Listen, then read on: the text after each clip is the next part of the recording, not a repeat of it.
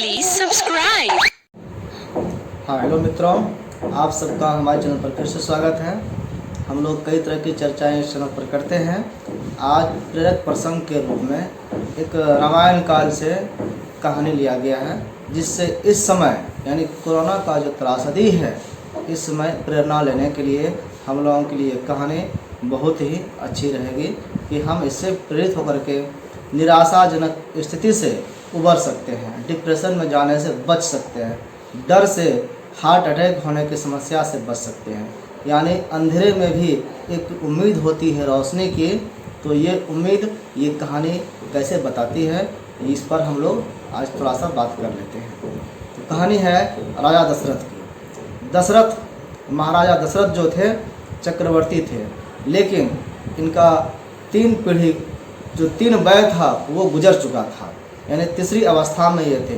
इनको कोई संतान नहीं था। निसंतान होने के बावजूद ये दुखी नहीं रहते थे। जब दुखी होते थे तो इनके सामने दुख से उबरने के लिए एक प्रेरणा का एक बात था। वो क्या था, इसी पर हम लोग बात करेंगे। महाराज दशरथ को जब संतान प्राप्ति नहीं हो रही थी तब वो बड़े दुखी रहते थे, पर ऐसे समय में उनको एक ही बात से हौसला मिलता था जो कभी उन्हें आशाहीन नहीं होने देता था, आशा से हटना नहीं पड़ता था उनको। उनके सामने एक आशा की किरण बनी रहती थी। वो घटना था श्रवण कुमार के पिताजी का। श्रवण कुमार का जब इनके हाथों से बाण से मृत्यु हुआ था तो उनके पिताजी ने इसको श्राप दिया था कि जिस तरह से हम पुत्र वियोग में मर रहे हैं, तुम भी एक दिन इसी तरह से पुत्र वियोग में मरोगे। पुत्र वियोग भले वो श्राप था उस श्रवण के पिताजी का, लेकिन दशरथ के लिए तो वो आशीर्वाद से कम नहीं था, क्योंकि इनको पुत्र था ही नहीं, और पुत्र नहीं है तो पुत्र वियोग कैसा होगा, कैसे होगा ये। तो इसलिए इनको ये इतना विश्वास था कि महात्मा का जो साधु महात्मा का बात कभी निष्फल नहीं होता है, उनका वो श्राप जरूर फलीभूत होगा। इसके लिए हमको पुत्र होना आवश्यक है। पहले पुत्र होगा, फिर पुत्र वियोग होगा। तो पुत्र नहीं होने का जो दुख है वो दुख क्षणिक है, वो दुख एक दिन खत्म जरूर होगा। तो इसी उम्मीद में वो उनको निसंतान होने का जो दुख था वो दुख नहीं टिकता था उनके पास। यही कहानी यहाँ पर कहा गया है कि उनको इस तरह की चर्चा हो जाती थी, और जो आशीर्वाद था, श्राप था, वो सब इनके लिए बराबर था, क्योंकि वो श्राप इनके लिए आशीर्वाद था। दशरथ को पता था कि ये श्राप अवश्य फलीभूत होगा, और इसका मतलब है कि मुझे इसी जन्म में पुत्र तो जरूर प्राप्त होगा, और तभी तो उसके शोक में मैं मरूंगा।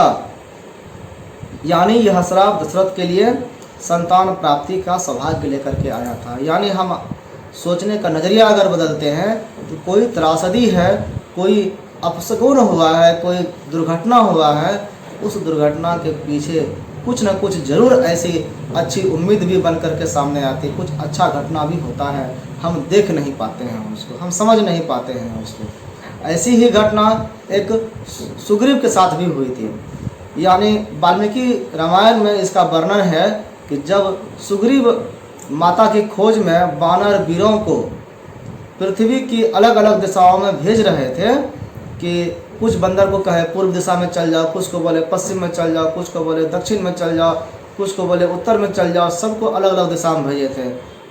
हनुमान जी को वो दक्षिण में भेजे थे, श्रीलंका की तरफ। तो उसके साथ साथ उन्हें यह भी बता रहे थे, जब बंदरों को भेज रहे थे जिस दिशा में, तो उनको बता रहे थे कि किस दिशा में उन्हें कौन सा साधन मिलेगा, कौन सा स्थान मिलेगा, क्या वहाँ पर स्थिति परिस्थिति है, सारा ज्ञान उस बंदर को देता था ये सुग्रीव। और किस दिशा में तुम्हें जाना चाहिए और कहाँ नहीं जाना चाहिए, सारी बात की जानकारी सुग्रीव को थी, और वही जानकारी वो अपने बंदरों साथियों को दे रहे थे, प्रजा को दे रहे थे। तो प्रभु श्री राम सुग्रीव का ये भौगोलिक ज्ञान, कि पूरा पृथ्वी का ज्ञान इस सुग्रीव को है, इसको देख करके हतप्रभ थे। उन्होंने सुग्रीव से पूछ ही लिया आखिर कि हे सुग्रीव, तुमको ये सब पता कैसे चला? क्या तुम सब जगह घूमे हुए हो जो ये सब जान गया कि इस जगह पर यह मिलेगा, यहाँ पर यह परेशानी है, कैसे जानते हैं आप? तो सुग्रीव ने उनसे कहा था कि मैं बाली के भय से, यानी अपने भाई बाली के डर से वो भागे भागे फिरते थे कि कहीं मार देगा हमको। लेकिन बाली एक ही जगह नहीं आ पाता था। जब ये पता चला तो वो उस पहाड़ पर आकर के छिप के रहने लगे थे। श्राप के कारण बाली वहाँ पर नहीं आ सकता था, लेकिन दुनिया में वो भागे भागे फिरे थे उसके डर से। तो वही कह रहे हैं वो कि मैं बाली के भय से जब मारा मारा फिर रहा था, तब पूरे पृथ्वी पर कहीं शरण न मिली, और इस चक्कर में मैंने पूरी पृथ्वी छान मारी, और इसी दौरान मुझे सारे भूगोल का ज्ञान हो गया, मुझे हर क्षेत्र का ज्ञान हो गया। अब अगर सुग्रीव पर यह संकट न आया होता, अब सोचिए अगर बाली का भय उसको नहीं होता तो क्या वो घूमता पूरा पृथ्वी, भागता फिरता? नहीं फिरता। तो फिर अगर वो पूरा पृथ्वी का छान नहीं मारा होता तो उसका भौगोलिक ज्ञान भी उसको नहीं हुआ रहता, और आज जो वो सभी बंदरों को ये ज्ञान दे पा रहा था ये सक्षम नहीं हो पाता। यानी हनुमान को किस दिशा में भेजना है ये भी पता नहीं होता, और इतनी आसानी से राम रावण पर विजय नहीं पा सकते। तो वो संकट आया, वो भविष्य में के लिए एक कहानी था, वो एक अच्छा संकेत था। उस समय भले उसको परेशानी हो रहा था, लेकिन बाद के लिए वो एक शुभ घड़ी हो जाता है।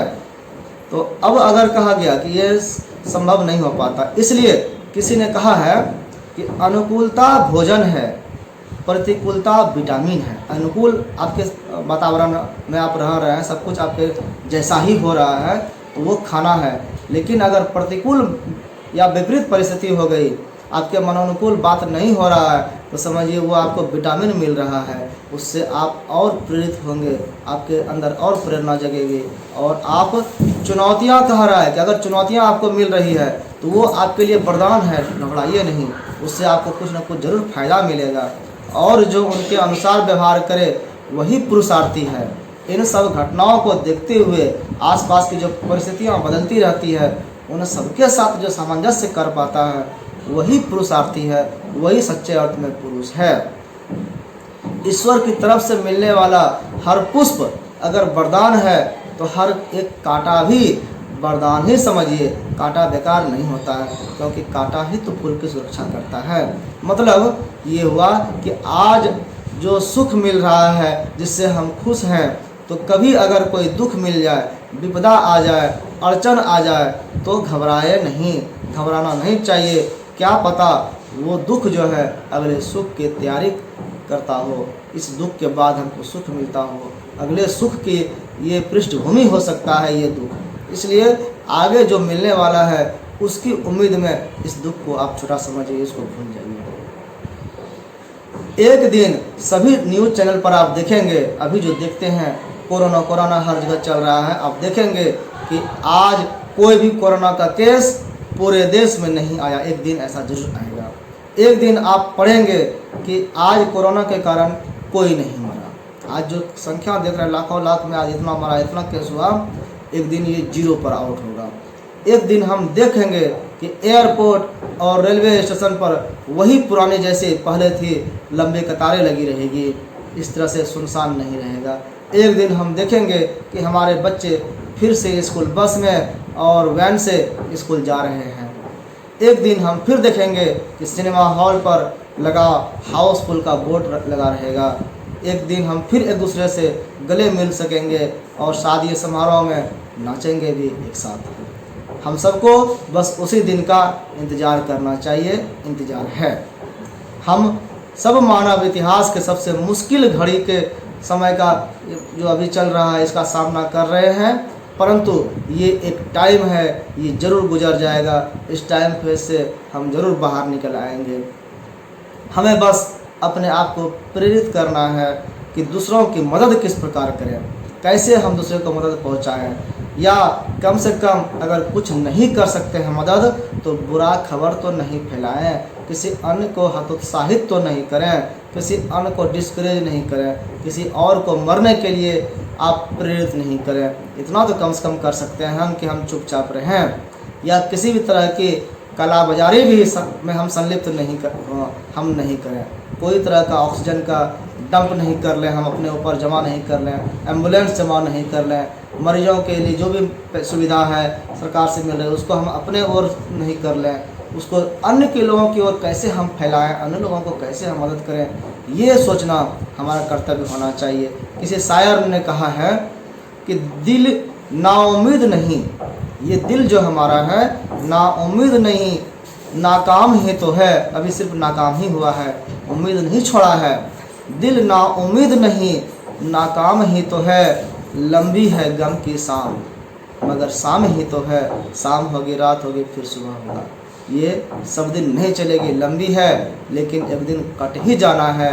इसी बात के साथ हम आप सबसे उम्मीद करते हैं कि सदैव सकारात्मक रहें, अच्छा सोचें, भला सोचें, सबका भला करें।